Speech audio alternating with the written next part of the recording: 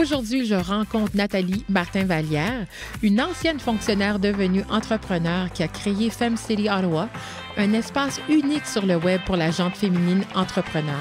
Alors, suivez-moi. Bonjour Nathalie Vallière, mon Dieu, Vallière-Martin, comment ça va? Ça va super bien, merci. On s'est rencontrés dernièrement parce que je te suis depuis un certain temps sur les médias sociaux, sur Facebook plus précisément. Et moi, j'adore les femmes entrepreneurs. Et tu es devenue dernièrement une femme entrepreneur parce que tu travaillais à l'Université d'Ottawa. Comment tu as pris le saut? Oh mon Dieu, toute une question pour commencer l'entrevue. Écoute, ma carrière a été j'ai été super choyée de travailler dans des domaines que j'ai toujours adorés. Télécommunications? Oui, exactement. Et puis après environ 13 ans à l'Université d'Ottawa, j'ai décidé que c'était temps de faire d'autres choses. Et j'étais quand même assez choyée parce que mes enfants étaient un peu plus vieux, donc je pouvais prendre un peu plus de risques calculés. Donc, je me suis lancée à mon propre compte en marketing communication. Puis de là, je viens juste de commencer aussi de travailler avec mon mari dans une entreprise internationale. Donc, c'est vraiment, les derniers 2 ans, je te dirais qu'il y a plein de belles choses qui arrivent. C'est sûr que c'est très différent, être entrepreneur, mais c'est vraiment le pas que je voulais prendre dans ma vie personnelle parce que je voulais avoir beaucoup plus de flexibilité et puis de faire les choses un peu plus à ma façon. OK. Puis, une journée typique dans ta vie en tant qu'entrepreneur, passe-nous à travers une journée typique. Ça ressemble à quoi? Bon, pour moi, c'est sûr que, tu sais, j'aime ça me lever vraiment tôt. Tu sais, j'ai pas... 5 heures du matin? Oui, 5 heures, 5h30. Puis, tu sais, j'aime ça avoir la solitude chez moi. C'est sûr qu'en travaillant de la maison, tu sais, il faut passer à d'autres choses. Des fois, il faut sortir de la maison. Donc, le matin, j'aime ça prendre une grande marche, aller faire du yoga, juste réfléchir un petit peu dans ma journée. Et puis de là, tu sais, chaque jour est différent, mais je fais, tu sais... je pense comme tout le monde dans leur carrière, on vérifie nos courriels, on vérifie qu'est-ce qu'on doit faire. Si je travaille pas, je fais pas d'argent, donc c'est toujours le but, c'est d'essayer de trouver une façon, tu sais, de récupérer mes dépenses. Puis je parle beaucoup à différentes personnes aussi, puis j'essaie de toujours trouver des nouvelles opportunités. Donc, c'est vraiment ma journée qui commence très tôt, mais c'est important pour moi de trouver le temps pour moi avant de vraiment me lancer là, dans ma journée qui roule très vite. Oui. On a des vies tellement actives. En parlant d'être active, tu es très active sur les médias sociaux. C'est là que tu m'as rencontrée. Effectivement. Pourquoi utilises-tu plus Facebook? Parce que je crois que c'est ton outil préféré sur les plateformes sociales, n'est-ce pas? Oui, effectivement. Je pense que pour moi, c'est vraiment une opportunité de rencontrer des gens, non seulement à la base un peu plus superficiels, mais un peu plus... Tu les vois plus souvent sur Facebook, ils rencontrent un peu plus leur vie personnelle, ils partagent leurs émotions.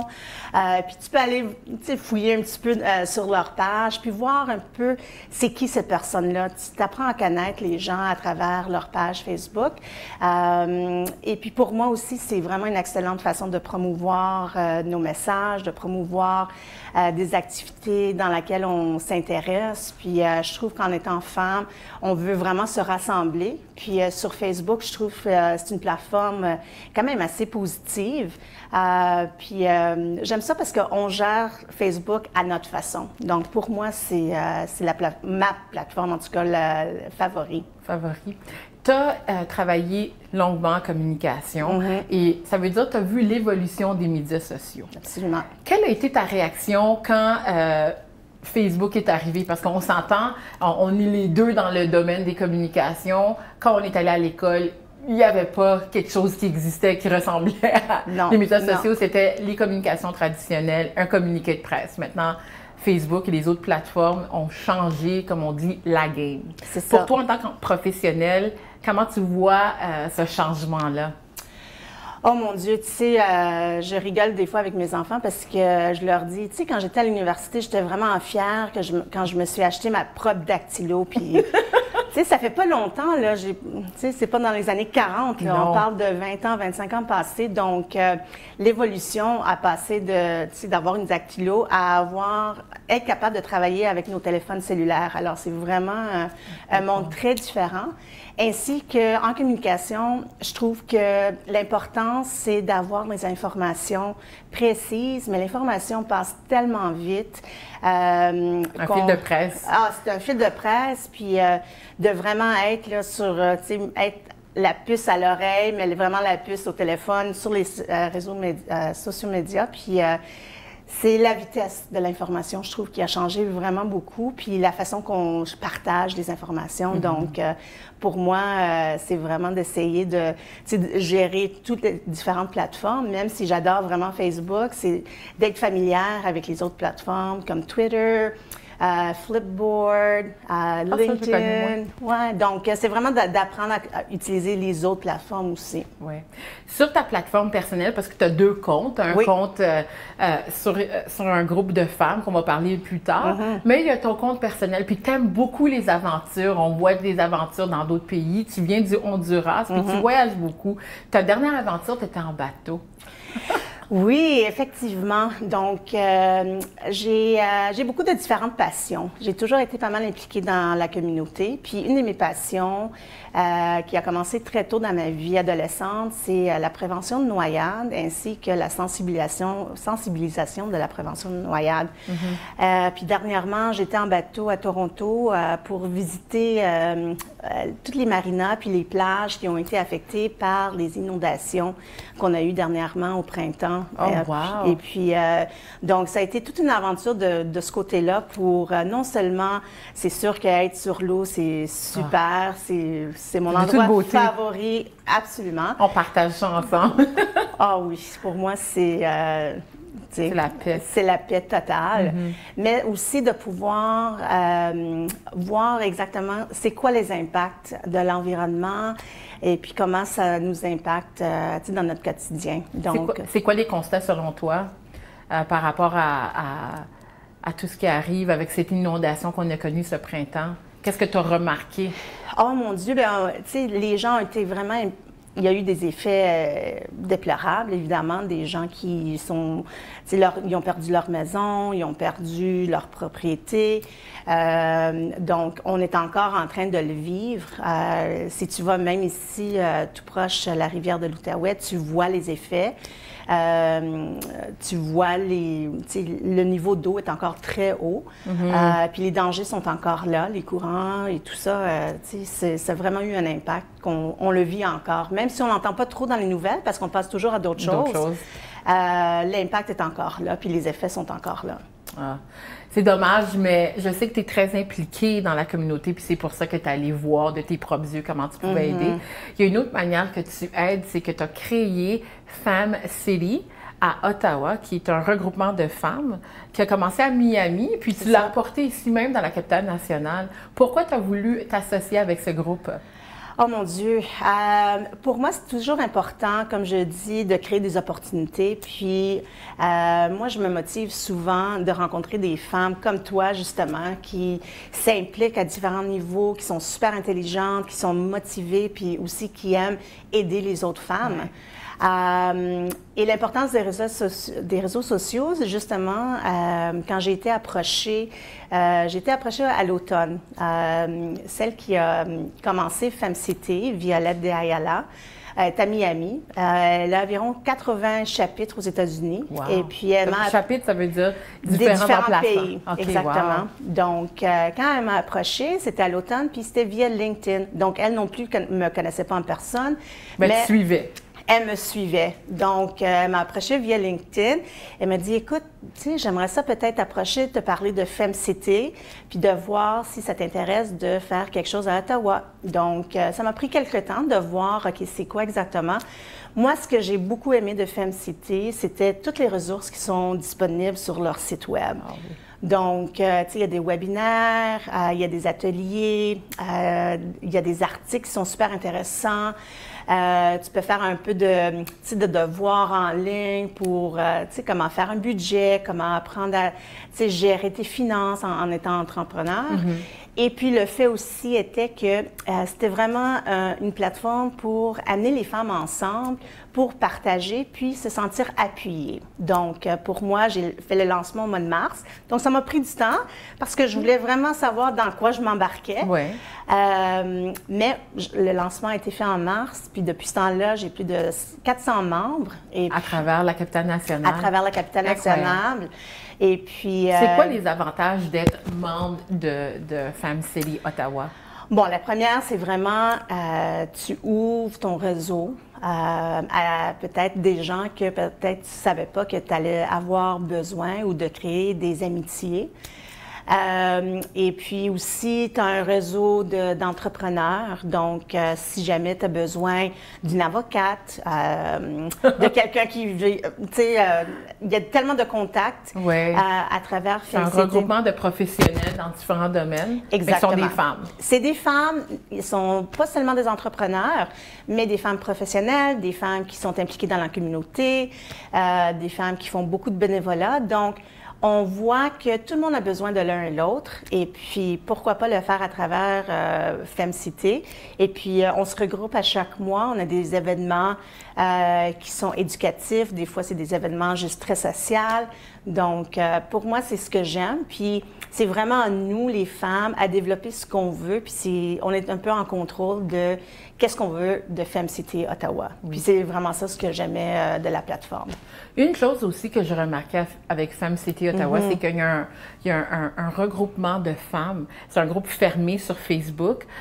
Puis une fois que l'invitation est acceptée, on retrouve beaucoup de ressources qui ont été adaptées par rapport à la capitale nationale. Est-ce que c'est quelque chose que tu mises beaucoup en tant que personne en communication, puis la personne qui pilote ce dossier, de vraiment personnaliser ça à la capitale nationale?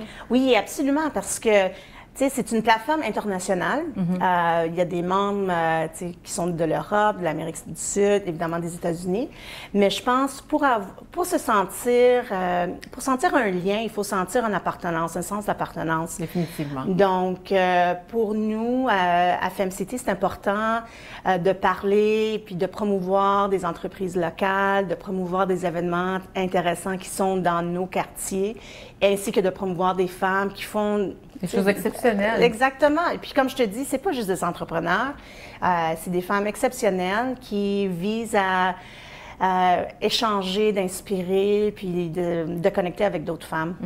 Qu'est-ce que tu trouves particulier d'être une femme entrepreneur que les hommes n'ont pas à subir comme des femmes comme toi et moi, puis ceux et celles qui nous écoutent présentement? Absolument une bonne question. Je trouve que être entrepreneur en temps général, ça peut être très isolant parce que des fois, pour moi, à mon compte, je travaille souvent seule. Donc, à travers FemCity, je trouve que ce besoin d'être en groupe, de partager, de se sentir écouter, de pouvoir partager, tu sais, des fois nos difficultés. Je trouve en étant femme, on a besoin de parler, puis de juste partager avec d'autres femmes pour nous écouter, puis des fois de nous donner des idées à comment aboutir à nos objectifs. Exactement. Il y a une autre chose que tu as mentionnée dernièrement quand on faisait la pré-entrevue, c'est que tu veux ouvrir un FemCity Girls pour les jeunes filles. C'est quelque chose qu'on partage ensemble parce que, bon, on s'entend que il faut investir dans la prochaine génération pour s'assurer d'une continuité. Pourquoi ça te colle à la peau par rapport à avoir une division, une filiale pour les jeunes filles? Bon, écoute, ce sens de recrutement, ce sens de se sentir appuyé entre femmes commence non seulement à notre âge, mais commence vraiment à l'âge très, très jeune. Donc, on le voit dans la préadolescence, on le voit pendant l'adolescence, au secondaire, les différences entre les filles et les gars. Puis, avec FemCity Girls, puis pour les filles, ce qu'on veut faire, c'est offrir des ateliers qui vont parler de sens, d'être fille, qui vont parler d'estime de soi. D'estime de soi, des ateliers qui vont être un peu plus sportifs, peut-être des ateliers qui vont être visés sur la technologie. Donc, c'est d'ouvrir une plateforme pour les filles pour qu'elles puissent se regrouper, puis elles puissent aussi parler de défis peut-être qu'ils ressentent à l'école, entre amis, pour pouvoir commencer la discussion, vraiment un âge, à cet âge-là, je pense que c'est important de commencer les conversations que peut-être qu'ils ont de la difficulté à l'école. Donc, avec Femme Girls, je pense qu'on va faire, c'est avoir une plateforme pour qu'ils puissent elles-mêmes partager leurs idées. Puis aussi, il va y avoir un côté de mentorat. Donc, s'il y a des jeunes filles qui veulent avoir une opportunité pour faire du mentorat, pour aider aux autres, je pense que ça va vraiment, on va atteindre des niveaux exceptionnels avec Femme Girls aussi. Ah, ça va être super. Et ça, c'est, s'il y a des gens qui nous écoutent, ça serait un regroupement qui s'adresse à quel âge? Ça serait quoi le groupe cible pour ces jeunes femmes qu'on veut rechercher pour... Oui, bonne question. C'est vraiment pour les filles d'entre 12 et 18 ans, donc qui commencent la 7e année, secondaire 1, si tu as des gens du Québec, mais vraiment la 7e année tout au long du secondaire. Donc, c'est vraiment pour ces jeunes filles qui veulent s'impliquer. Puis, des fois, ils n'ont pas nécessairement les outils à savoir où aller, comment le faire. Donc, on commence à bâtir le curriculum, puis on commence à regrouper aussi nos mentors qui vont commencer là, à mettre un programme ensemble, puis le lancement va se faire à l'automne. Ah, super. Il y a un autre thème qui te touche particulièrement, puis qui touche beaucoup de femmes, c'est l'estime de soi, l'image corporelle de la femme. Moi, j'ai vécu des moments où, bon, en tant que fille, on n'est pas super satisfaite de qu'est-ce qu'on voit, le reflet. Et tu as vécu la même situation, puis d'autres femmes qui nous écoutent vont sûrement se retrouver dans cette conversation-là. Comment ça t'a affecté, toi? Oh mon Dieu, moi, ça m'a affecté. Tu sais, pendant ma jeunesse, j'ai toujours été impliquée dans les sports, mais il y avait toujours un côté pour les filles de perdre du poids, d'être, tu sais, de vraiment se mettre dans une boîte fixe à l'image qu'on devait vraiment essayer d'atteindre. Donc, ça commence très jeune. Et puis de là, tu sais, j'ai eu mes enfants jeunes. Et puis, j'ai passé à travers des moments difficiles en étant jeune maman, mais aussi... l'acceptation de son corps. L'acceptation de mon corps. Donc, tu sais, c'est vraiment des impacts sur l'estime de soi, la façon que je me voyais moi, tu sais, en étant maman, mais aussi jeune femme.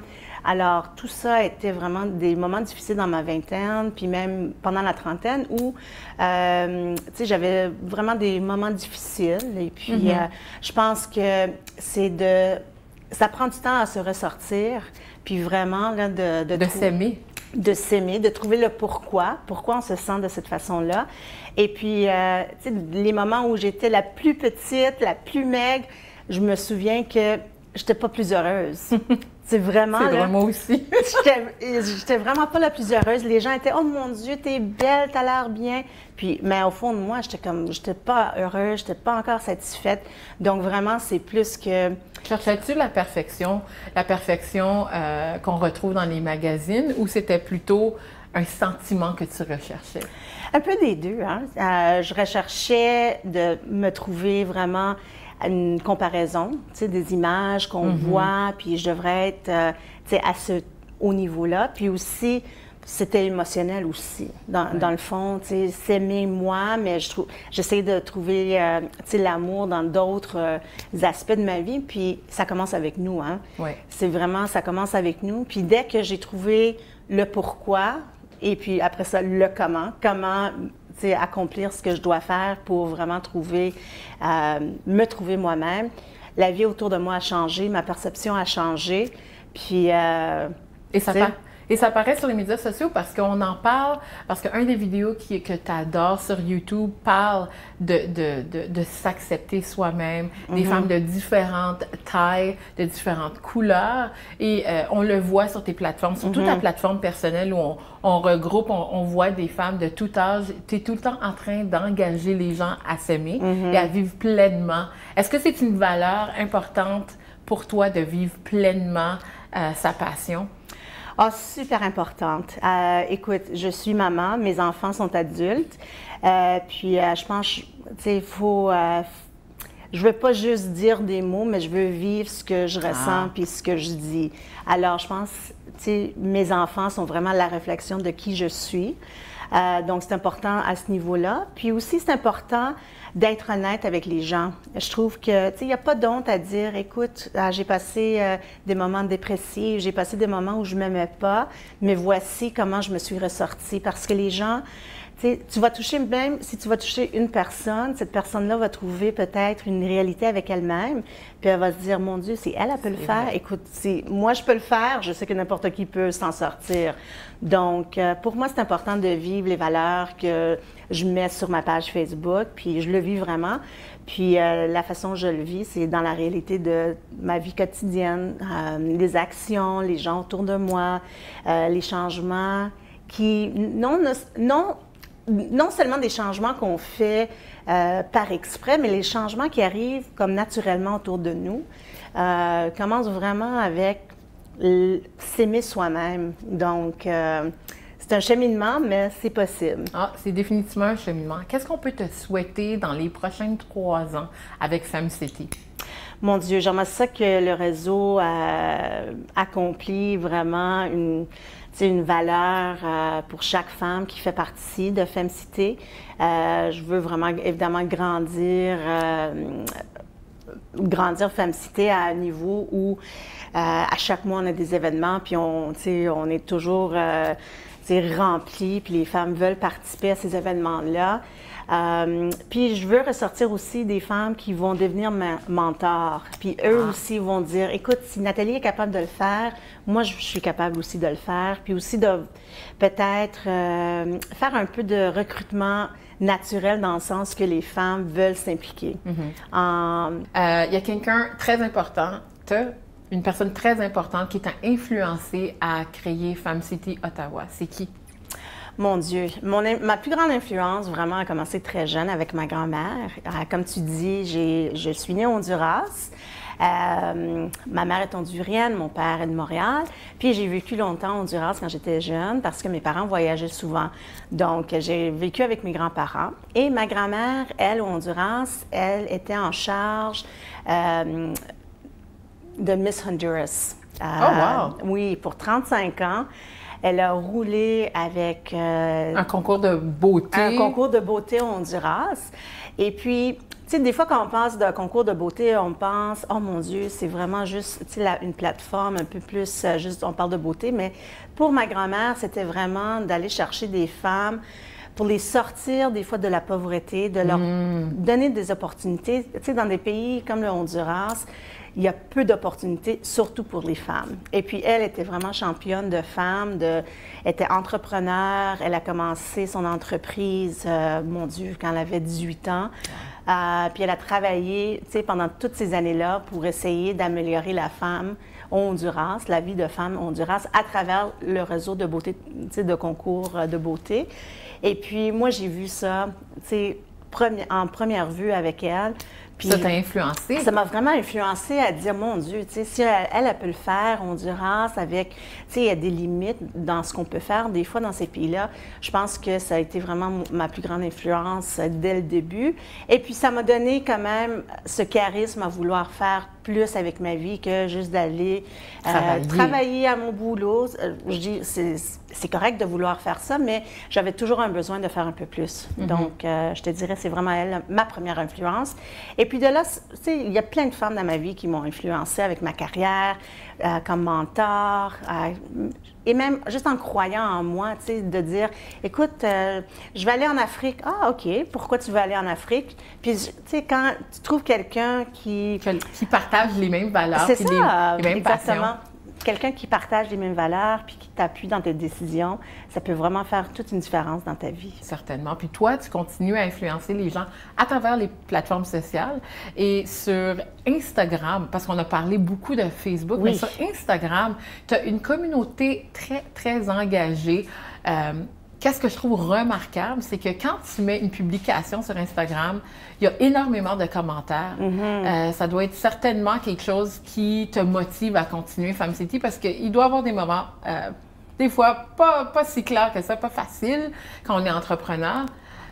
Pourquoi tu aimes ça aussi, Instagram?